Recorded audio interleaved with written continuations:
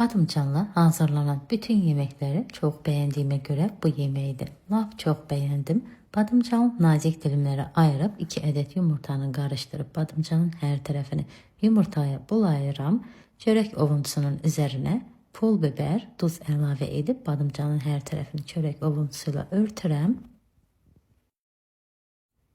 Tam isidilmiş yağda badımcanın her tarafını kızartıram.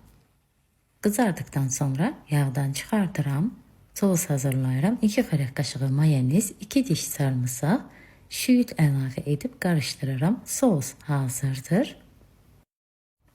Hazırladığım badımcanı sosdan çəkirəm. Üzerine biraz salat, bir dilim pomidor yerleştirip bükürəm. İnanırım ki sizi çok dadlı, çok lezzetli bir qəlyanaltı alınır. Hazırlayıp yoxlayın. Dadını çok beğeneceksiniz. Resept hoşunuza geldiyse mütləq rəylərdə yazın. Yeni videolarda görüşənə dək sağ olun.